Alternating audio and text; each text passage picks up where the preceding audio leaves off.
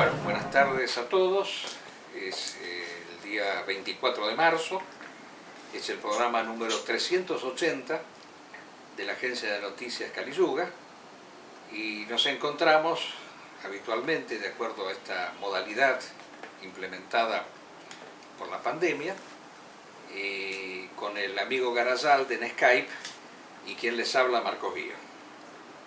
Bueno, hemos hecho una postergación de un día debido a que aprovechamos el feriado que hay acá en la República Argentina, y yo quiero empezar el programa explicando a nuestros amigos de afuera por cuál motivo hoy 24 de marzo es feriado en la República Argentina, ¿no?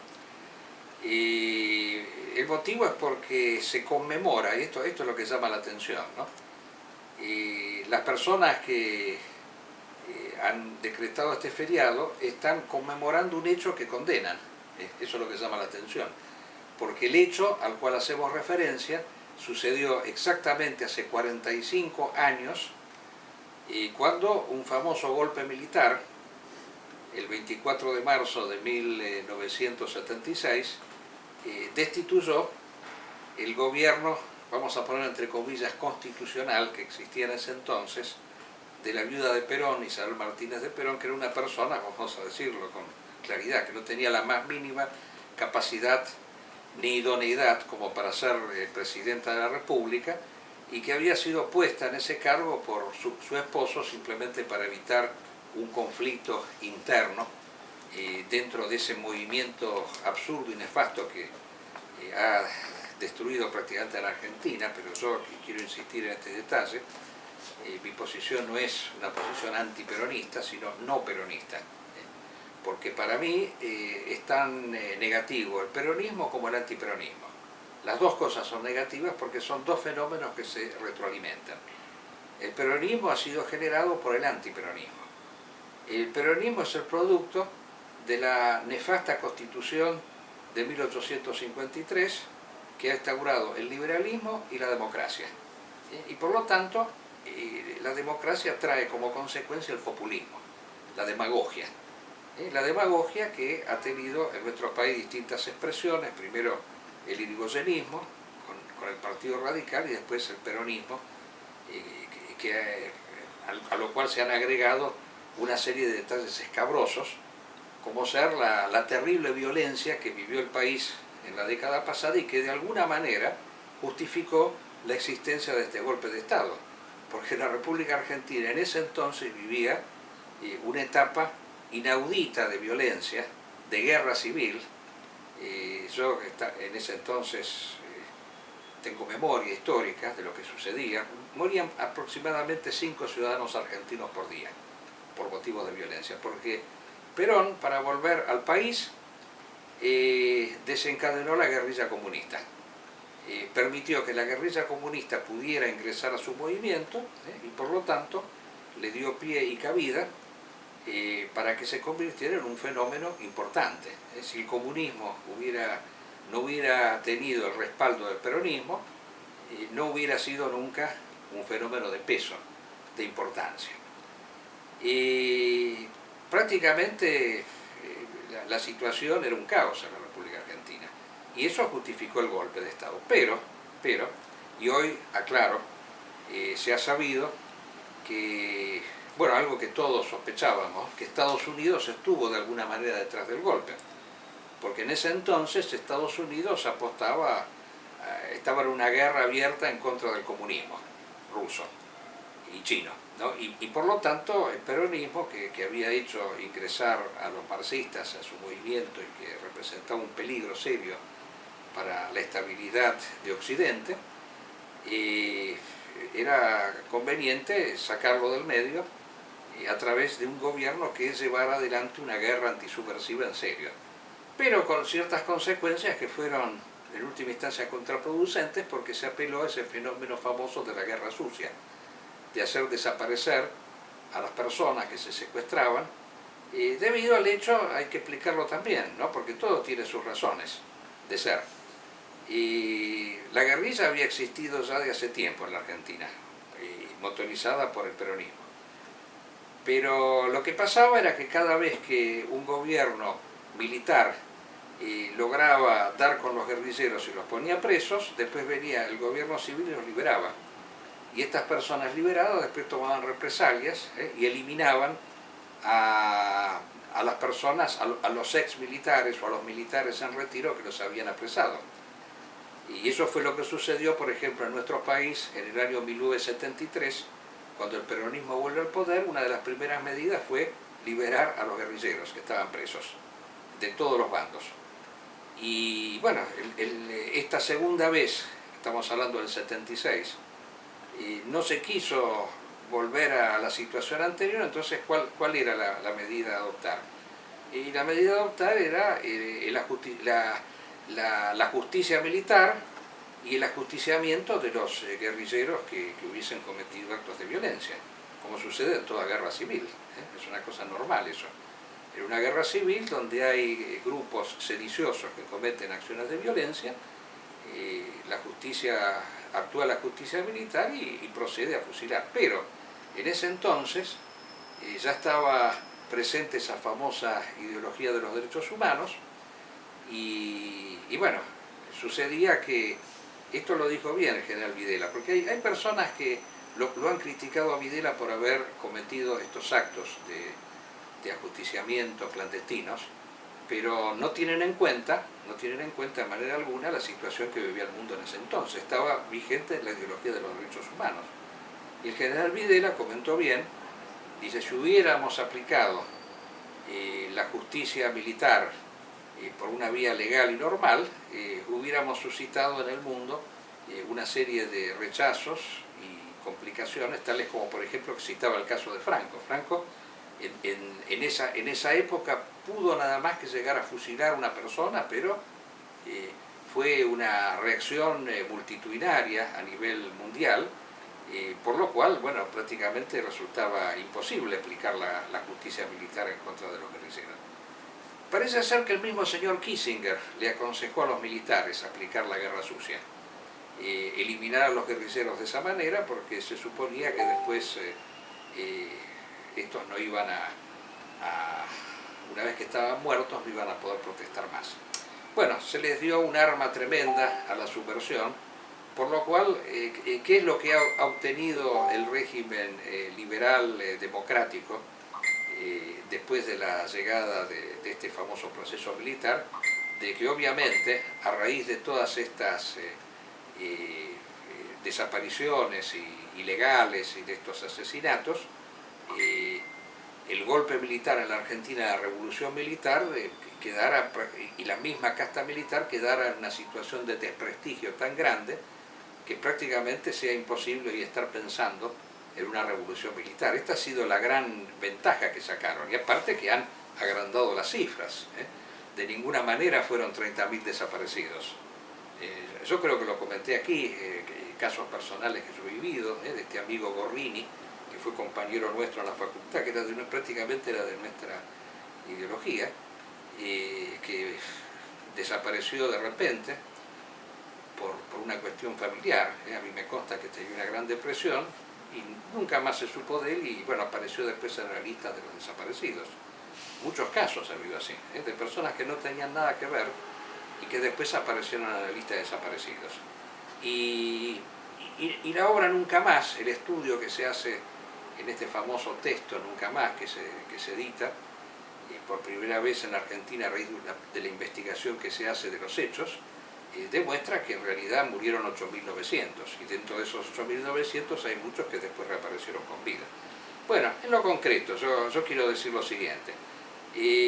Lo único que pudo haber justificado el golpe de Estado fue la guerra contra la subversión, que lamentablemente no estuvo acompañada, esta guerra contra la subversión, con una verdadera doctrina nacional, una verdadera doctrina tradicional, yo diría tradicional, que fuera una doctrina en contra de lo que había generado la subversión, que era la democracia.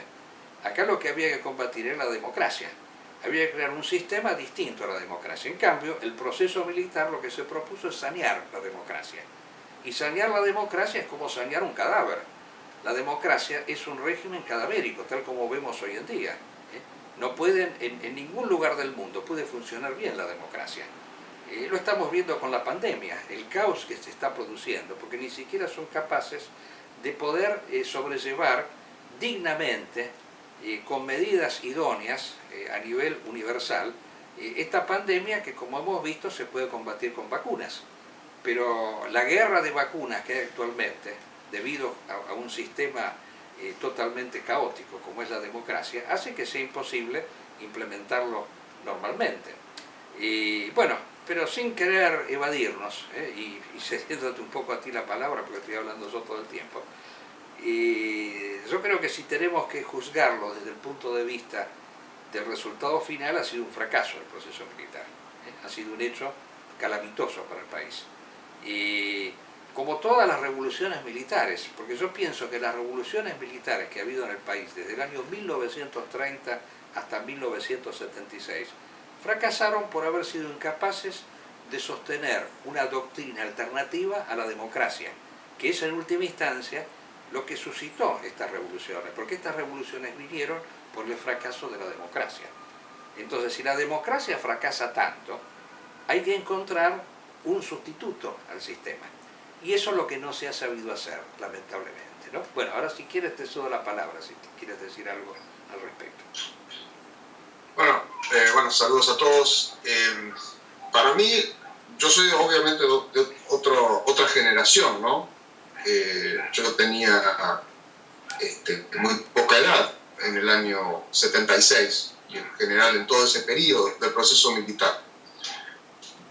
Cuando yo veo, trato de verlo en retrospectiva, todo esto, para mí fue el golpe militar más justificado de la historia nacional y el que peores resultados trajo a nuestra nación. Los dos extremos. El más justificado porque nunca se vivió una situación de crisis tan terrible.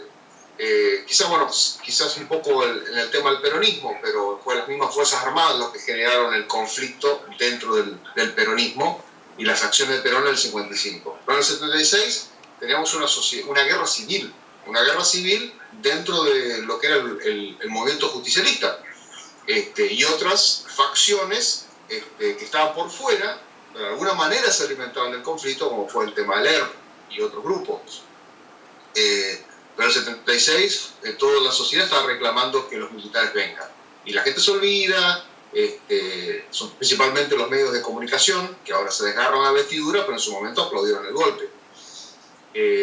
También se olvidan de que muchos políticos de entonces participaban del proceso militar, siendo intendentes de ciudades, gobernadores, o sea, hubo un movimiento cívico-militar realmente el golpe del 76. O sea, una sociedad entera que quiso expulsar a una casta política que no podía dar respuestas a esa crisis económica, social y principalmente la cuestión de la guerrilla.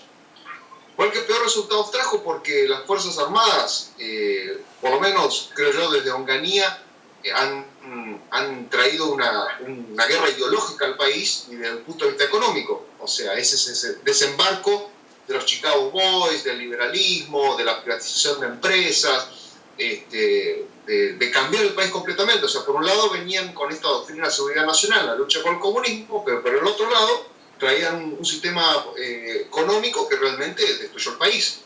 En el periodo de Onganía, montones de empresas nuestras que fabricábamos tabaco y montones de cosas que eran industria nacional desaparecieron completamente. Ni que hablar dentro del proceso militar con Martínez de Oz. O sea, el campo fue muy afectado en ese periodo. Y bueno, o sea, realmente destruyeron el país desde el punto de vista económico. Porque había un grupo, evidentemente, económico que estaba por detrás de las Fuerzas Armadas y que lo impulsaban a tomar determinadas medidas. Lo otro no era lo mejor, obviamente, estamos hablando del populismo peronista.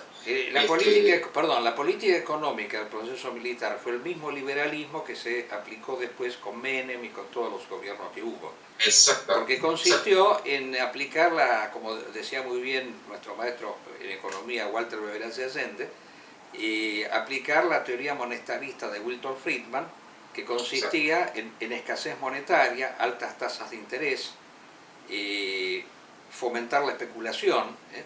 En ese entonces, en el país se pagaban tasas de interés del 50% anual y se mantenía el dólar fijo prácticamente.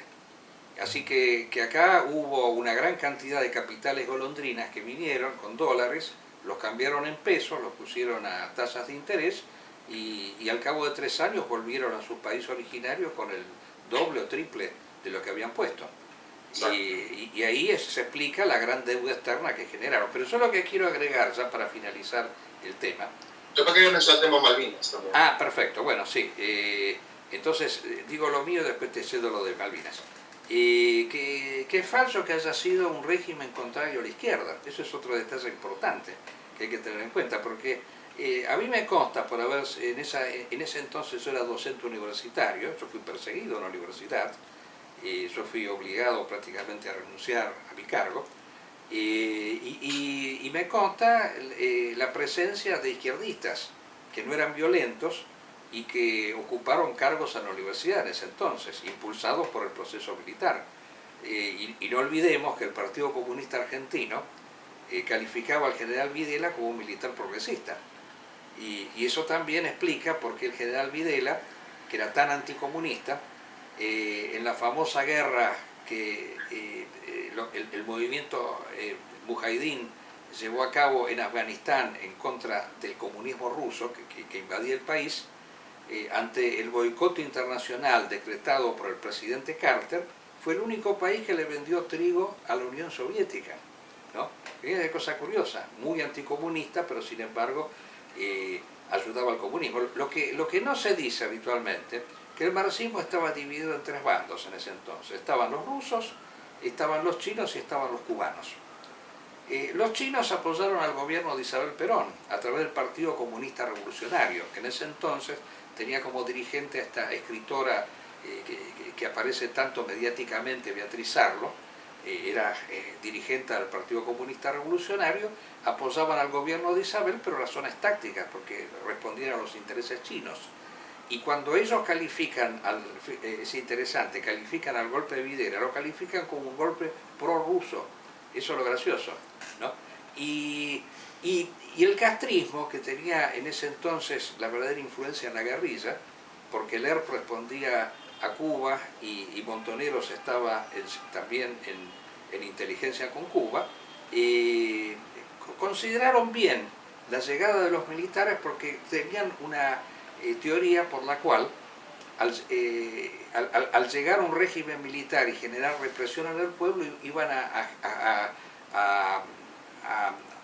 producir como reacción en las masas una actitud de violencia revolucionaria que iba a permitir la toma del poder. Entonces por eso veían bien el golpe militar. Y no es de extrañar que luego hubo contactos muy estrechos entre la dirigencia de Montoneros y el general Macera en París, cuando estaba en el exilio, para promover la candidatura de Macera. Por eso hay cosas que no se dicen, ¿no? Y que lamentablemente son la gran vergüenza que ha tenido la historia argentina, ¿no? De un verdadero fraude que se ha hecho. Y bueno, y si querés decir lo de Malvinas, lo podemos decir, porque también lo de Malvinas tuvo su aspecto trágico, ¿no? ¿Qué ibas a decir de Malvinas? El siglo XX para el ejército argentino fue el siglo dorado, porque entraron y salieron de la Casa Rosada durante muchísimos años, gobernaron muchos años en distintos periodos, tuvieron influencia constantemente sobre la sociedad. El poder político tenía, cuando era gobierno, lograba ser gobierno, tenía que negociar con ellos y por lo tanto ellos sentaban fuertemente en la mesa de negociaciones. También otro aspecto que merece que sea estudiado profundamente es que las Fuerzas Armadas no eran una unidad en conjunto, eran tres instituciones totalmente distintas y que entre ellas, diríamos, se repartían el poder, pero eran muy independientes entre sí. Estamos hablando de la Fuerza Aérea, el Ejército y la Marina, muy distintos cada una, y ante determinadas situaciones políticas del país, algunas tomaban una postura y otras tomaban otra, y a veces entraban en conflicto, como fue en la época de la caída de Frondizi, que combatieron fuerzas entre ellas. Pero bueno, entrando y saliendo de la Casa Rosada, teniendo todos los mecanismos económicos, de desarrollo, de inversión a sus manos, y ese poder, el único momento que realmente necesitaron defender el país, plantar nuestra bandera de la soberanía, que fue en la Guerra de Malvinas, desarrollaron en un inicio una muy buena operación militar y luego, nuevamente, ese conflicto entre las mismas fuerzas y supuestamente algunas relaciones con los países extranjeros, que eran nuestros enemigos, provocó que nos rindáramos. O sea, que termináramos esa gesta en un acto de vil traición a la nación, rindiendo las armas. Pudiendo haber tomado distintas formas y distintas estrategias para tratar de sostener lo que era Puerto Argentino. Exactamente. Bueno, Sí. no nos vamos a meter en la parte militar, pero fue el momento que ellos tenían que decir, bueno, después de todo el poder que hemos generado, tenemos que decir, bueno, el ejército argentino está presente acá. Y no solamente no estuvo presente y perdió la guerra, sino que luego entregó vilmente el poder a una clase política que era desdenable, porque era la misma clase política que años atrás ellos mismos habían sacado del gobierno. Y no solo eso, sino que era la clase política, especialmente el presidente que ganó, Alfonsín, que calificó la gesta de Malvinas como un cargo atmosférico, ¿no? Tengamos presente eso, porque prácticamente que hubiese ganado el presidente Alfonsín era como que hubiese ganado la señora Thatcher, para decirlo de una manera sencilla. O sea, la casta política, el sector político que más estuvo a favor de los ingleses en la guerra de las Malvinas fue el que salió electo en las elecciones. O sea, fue algo deleznable y pienso yo que las Fuerzas Armadas tuvieron mucha responsabilidad en eso, sería largo explicar aquí, pero pienso también que se ha debido a la falta de la presencia de un centro doctrinario, de un sector que pudiera de alguna manera informar ideológicamente a los militares, porque si no, no se explicaría nunca. Yo se lo pude decir en una ocasión al general Galtieri cuando tuve una cena con él antes de morir. Es inexplicable totalmente que hubiesen invitado al Papa unos días antes de la rendición del puerto argentino. O sea, es una cosa inexplicable. O sea, Galtieri me insistía en el hecho de que acá había una gran tradición católica que había que tratar, pero si la tradición católica que vino acá fue para respaldar a los ingleses. Al contrario, había que haber denunciado, en todo caso haber planteado el contraste que existía entre el catolicismo y la dirección que en estos momentos lo sustentaba, que estaba totalmente en contra de la antigua tradición raigal del propio catolicismo. Porque la guerra de Malvinas fue una guerra, como decía el finado amigo Ramírez, de principios, que si nosotros hurgábamos en ellos era la guerra entre una concepción tradicional y una concepción moderna. Y la Iglesia estaba volcada hacia la modernidad totalmente. Bueno, podemos pasar a otro punto, porque si no, se nos va el programa en esto. Yo quería decir dos palabras respecto del hecho político. Creo que ha sido más, dejando de lado el problema de la pandemia, que siempre está cada vez peor, de ninguna manera está mejorando esto, sino que más bien está empeorando. La República Argentina está por entrar en la segunda ola, o tercera, yo no sé, ya estoy perdiendo la noción de la zona, de la segunda. La Argentina la segunda, pero en Europa ya están por entrar en la tercera. Bueno, es una situación dramática, lo cual se combina a su vez con la falta de vacunas, porque al parecer la vacuna es el único medio que existe actualmente para detener la enfermedad. Eso se ha demostrado ya. Porque fíjense, los dos países que lograron vacunar a su población son los que han podido detener la pandemia, que son Inglaterra e Israel. Fíjense qué casualidad. Inglaterra e Israel son los dos únicos países que lograron detener la pandemia. ¿Por qué? Porque han vacunado a casi todos sus habitantes. Pero ¿qué sucedió? Como las patentes medicinales están prácticamente reducidas a 7 laboratorios que producen la vacuna, no hay vacunas para todo el mundo. Tendría que, ahí yo respaldo lo que dijo la ONU, liberen las patentes medicinales, que haya 7.000 laboratorios que producen las vacunas. Esa es la única solución, porque el problema, que ellos no se dan cuenta, es que el virus se modifica si se lo deja desarrollar. Entonces es indispensable vacunar a toda la humanidad, o por lo menos un 70% de toda la humanidad, que son más de 5.000 millones de personas. Para detener la pandemia, esa es la única medida que hay.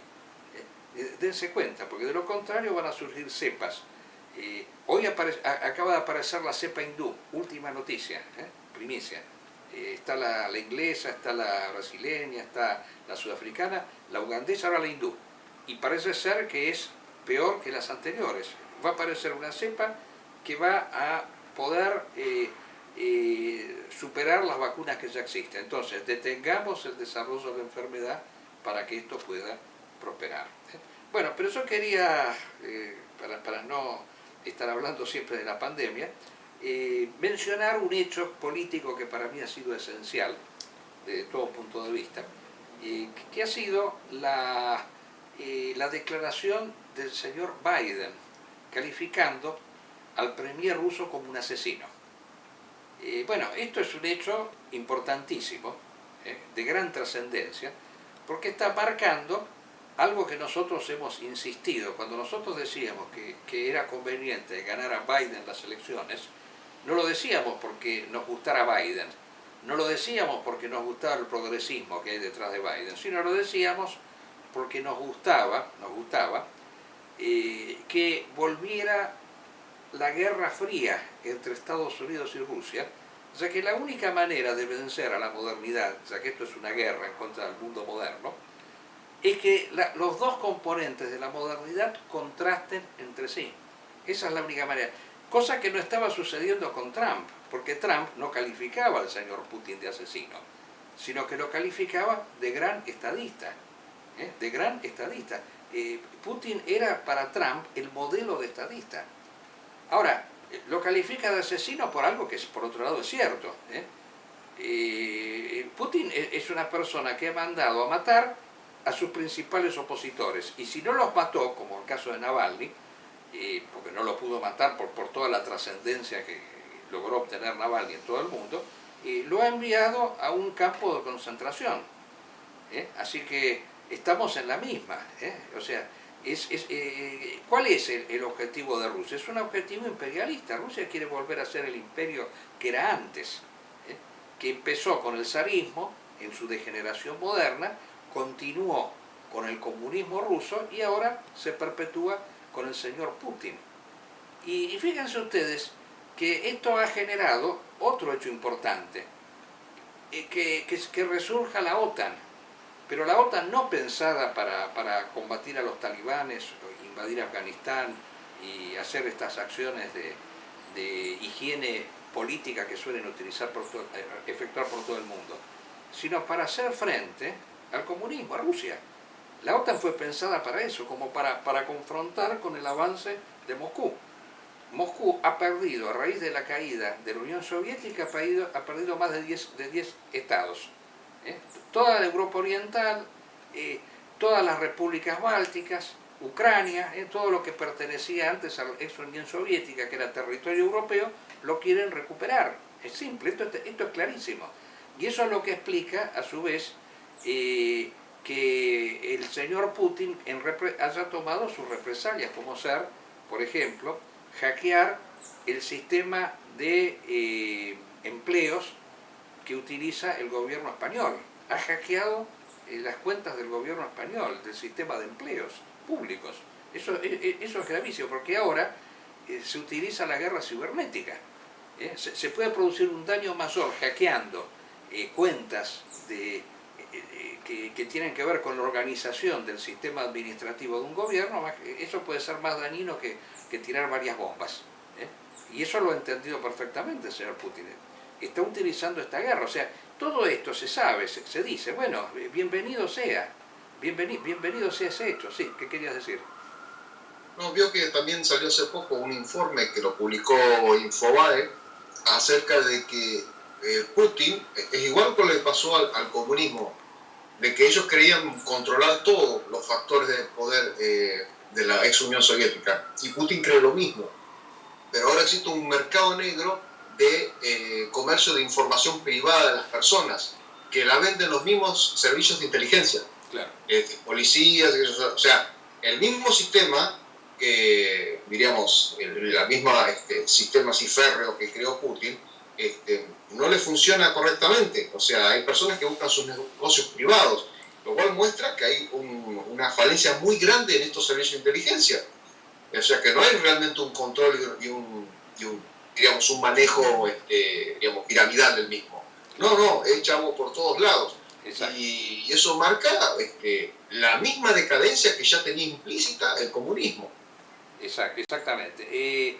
Yo quiero hacer una última reflexión, especialmente a todas aquellas personas que desde nuestras filas han estado con Trump y en contra de Biden, manifestando que detrás de Biden está el progresismo.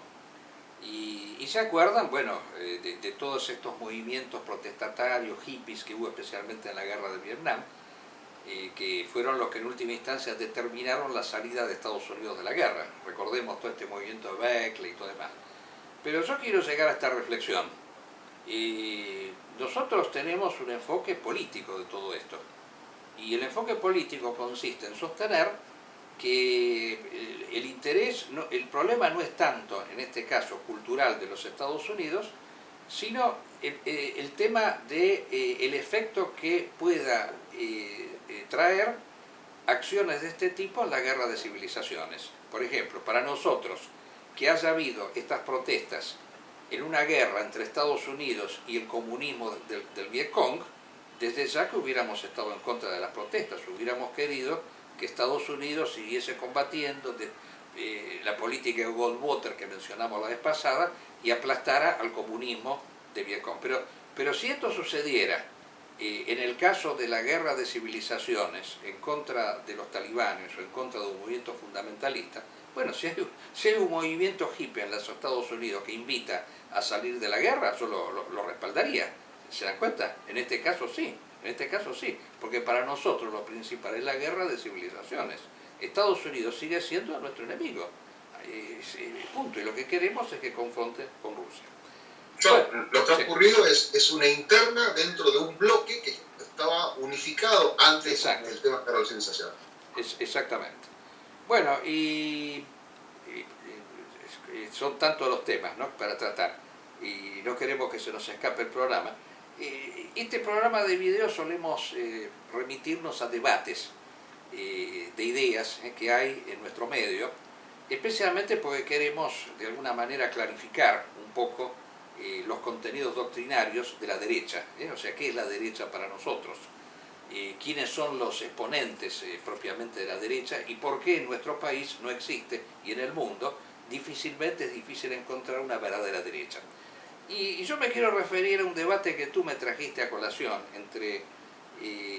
sostenido más que nada en el seno de este movimiento liberal, libertario, que se califica a sí mismo de derecha, pero que no lo es de ninguna manera, entre esta señorita Gloria Álvarez, que es una señorita, no sé, supongo yo que es una chica joven, así que debe ser señorita, una chica guatemalteca, que ha debatido en un programa que ha salido en muchos medios, con el señor Agustín Laje, que es un viejo conocido nuestro, argentino, que se ha dedicado, bueno, a una permanente prédica en contra de la izquierda cultural, en contra del aborto. En este caso el debate era, como él se ubica en la esfera liberal, y lo acompañaba, fíjense, nada menos que Milei, este famoso impresentable sujeto, porque yo si hay alguien que me resulta, lo tengo que confesar, ¿no?, porque quizás sea un prejuicio, pero al cual yo no puedo soportar de ninguna manera,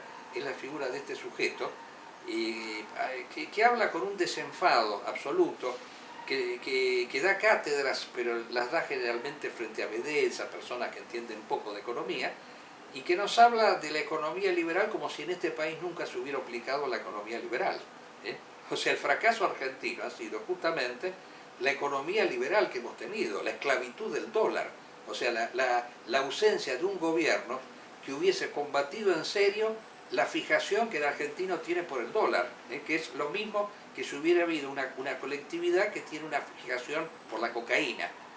Entonces, la función del Estado, ¿cuál es? Sanear la comunidad. Si hay una comunidad de drogados y de borrachos, hay que tratar de curarla, no de darle elementos para que lo puedan hacer. Entonces, si hay una comunidad que vive pensando en el dólar exclusivamente, y cuando le sobran 3 pesos va y compra un dólar, ahora yo no sé cuánto vale un dólar, pero 3 pesos no le alcanza, pero apenas uno puede ahorrar algo, va y compra dólares. Eso no puede ser nunca. El ahorro de los argentinos tiene que ir para la inversión en el país. tiene que quedar en el banco para que el banco tenga ese dinero y lo pueda prestar para producir a las personas que quieren producir.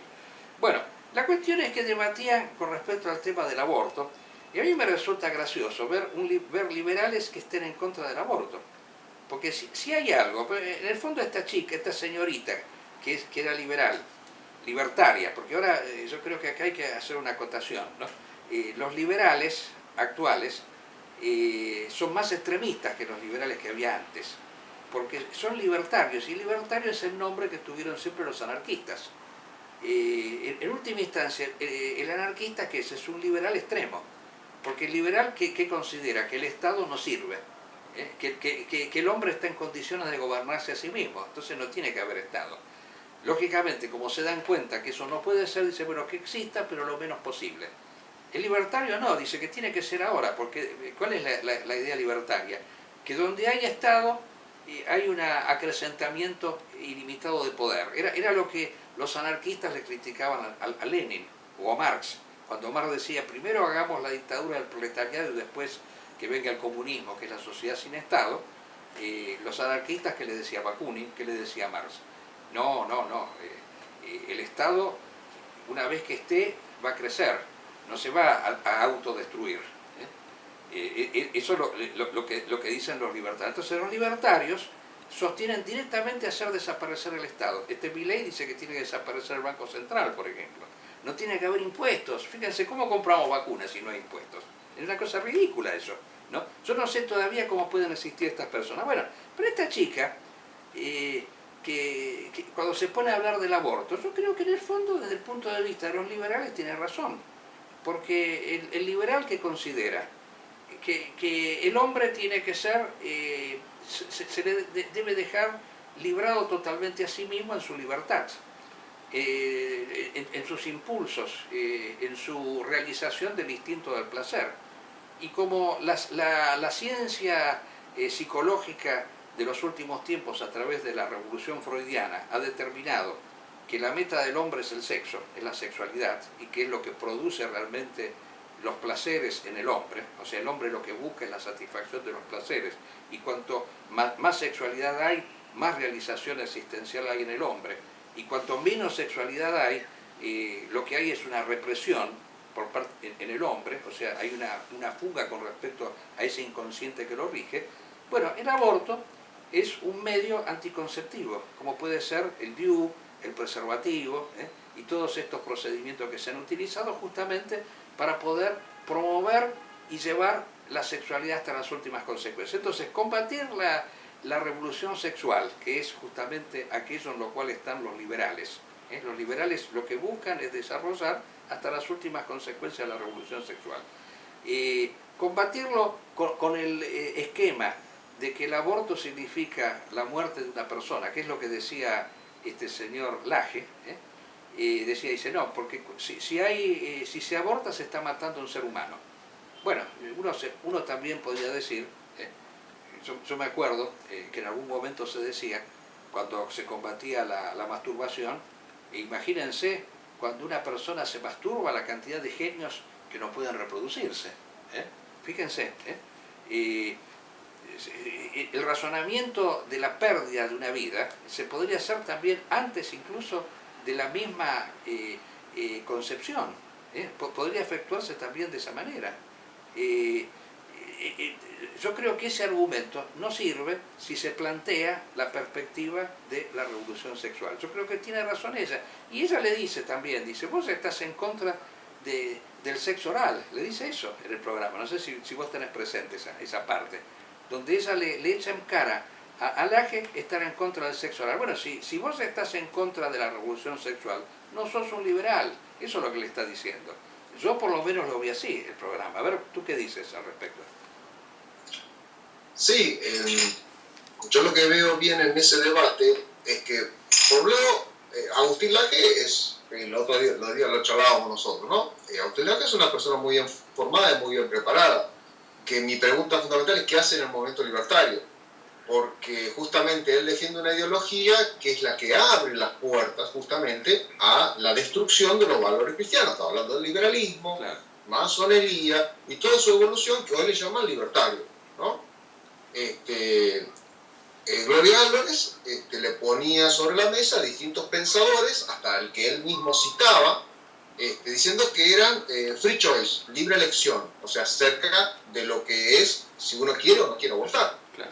Eso es lo que decía la chica le puso una pila así de liberales que estaban a favor del aborto. Y un liberal tiene que estar a favor del aborto, lógico. Claro, entonces el problema es que Laje está mal posicionado. Está mal posicionado. O sea, Laje se denominó en un momento paleolibertario. Sí. Y después dijo rápido, sí, de como de derecha. Sí. Dijo así.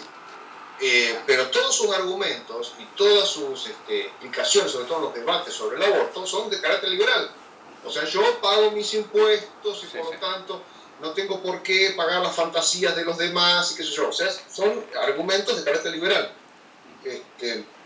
Y que el Estado está mal utilizando mi dinero y el Estado no debe hacer eso. O sea, son argumentos de carácter liberal. Por supuesto que son causaron un efecto muy positivo en la población que defendía el derecho a la vida. Sí. Pero son argumentos liberales. O sea, del otro lado utilizan los mismos argumentos para justamente justificar el aborto. Claro, entonces, está mal posicionado el Laje ahí. Sí. Y el Laje es uno de los grandes negadores del debate teológico. Claro. Porque acá para mí es fundamental esto. Él dice que con la genética moderna y un montón de descubrimientos importantísimos se puede descubrir que hay vida a partir de la concepción. Pero si yo lo transporto al Laje al siglo XIX, donde no hay nada de este tipo de avances científicos, entonces vos, Laje, ¿cómo me defendés entonces la vida si no tenés esos argumentos científicos? Bueno, justamente, lo defendemos porque es una concepción espiritual. Somos cristianos y defendemos la vida. Potencialmente, la vida potencialmente existe también en el esperma, si es por eso.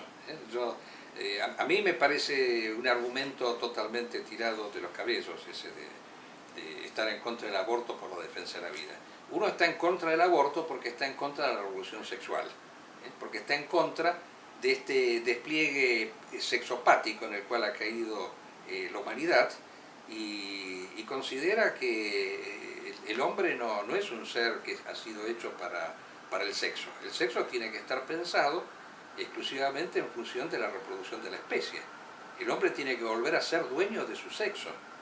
El hombre no tiene que ser adueñado por esta potencia sexual, por la cual si una persona, por ejemplo, realiza una vida de castidad, un monje, por ejemplo, fíjense, todas estas campañas que hoy existen en contra de la iglesia, de los curas que cometen delitos sexuales y todo demás, son campañas realizadas en función de esta revolución sexual que se quiere hacer, por la cual se quiere considerar que el hombre no puede vivir sin el sexo.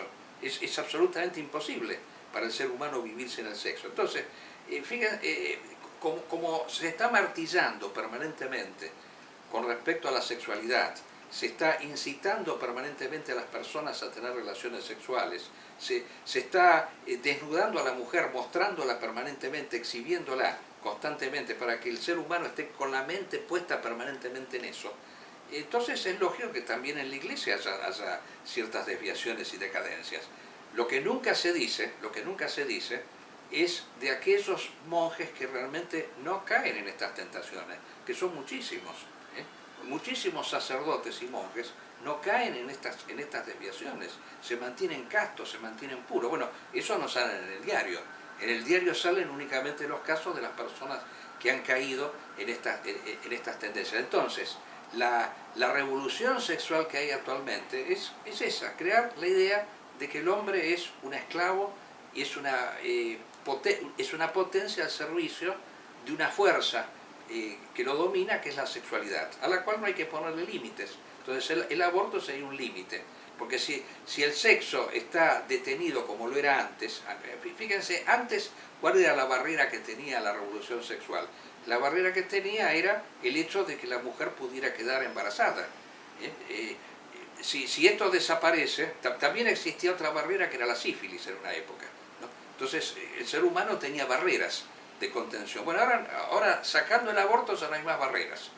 Ya podemos entrar lisa y llanamente en una sociedad fornicativa totalmente, que es lo que quiere en última instancia la modernidad, porque para la modernidad el ser humano... Y esto también tiene que ver con la ideología de género, es lo cual no se dice. La ideología de género, ¿qué es? Es eso, la búsqueda del placer, y el placer se lo busca de múltiples maneras. Cada uno se inventa el sexo que quiere, porque en realidad lo que está buscando es realizar el principio del placer de la mejor manera posible, ¿no? Entonces, todo esto que se combate, es falso lo que dice este señor Laje, que es el marxismo el que utiliza la ideología de género porque falló en la economía y quiere llegar al poder a través de la revolución cultural, citando a Gramsci. Gramsci, cuando hablaba de la revolución cultural, lo decía por una situación de hecho, una circunstancia histórica. Estaba preso, el Partido Comunista estaba proscripto. Entonces él decía, como no podemos actuar políticamente, actuemos a través de sociedades intermedias. Como ser los sindicatos, como ser, no sé, las asociaciones culturales, pero no que él decía que había que desarrollar la lucha cultural y renunciar a la lucha de clases. De ningún modo dijo eso, ¿no? Entonces acá lo que ellos quieren hacer creer que el liberalismo ha triunfado, porque triunfó el capitalismo, el socialismo fracasó económicamente, entonces como les salió mal por la economía, están tratando de hacerla por el plano cultural y entonces ponen la ideología de género como un medio así de desarticulación de la sociedad. No, la ideología de género, el aborto y todo demás son parte del liberalismo. El liberalismo que ellos cultivan conduce forzosamente a eso porque es el producto de la revolución sexual. Sí, ¿qué ibas a decir? Yo creía que ibas a decir algo, porque yo lo veo a Garanzaldi y a veces me da la impresión que quiere decir algo. Bueno, ¿saben qué? Se nos ha hecho larguísimo el programa y yo quería, cerrando el tema de este debate, que realmente no lo recomiendo para nada, ¿no?, entre nosotros. Sí, reconozco que Laje es una persona que tiene preparación, esta chica es directamente impresentable, pobrecita, ¿no? La verdad, yo he notado algo de las personas en Centroamérica, no todos por supuesto, ¿no?, pero en Centroamérica se ha generado un estilo realmente de seres totalmente sumisos a la invasión norteamericana, porque ha sido justamente el espacio americano más invadido por los Estados Unidos. El verdadero patrio trasero de los Estados Unidos ha sido Centroamérica. Entonces uno ha notado a veces individuos de esa región que son genuflexos ante la mentalidad norteamericana. Y esta chica es un ejemplo típico, es un ejemplo típico de todos esos, ese liberalismo que cultivan, ese amor por el capitalismo norteamericano, es típico de estas personas, o sea, han sido colonizadas mentalmente por los norteamericanos. Bueno, y el último punto que yo quería tratar, pero me parece que tenemos poco tiempo, así que lo vamos a dejar para otro programa.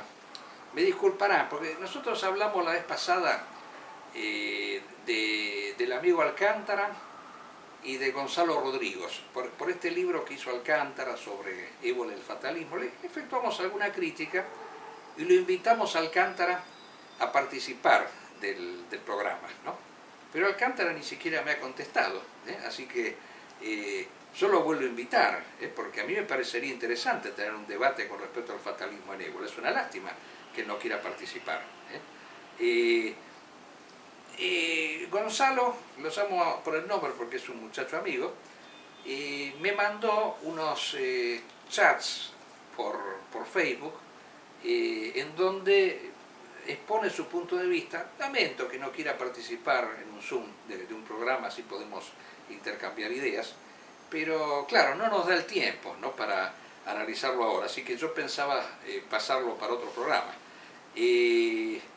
Pero vuelvo a decir, vuelvo a invitarlos, si quieren venir, si quieren participar, podemos intercambiar ideas. Es bueno de esa manera enriquecer el pensamiento, de este modo, desde ya que tenemos puntos de vista distintos,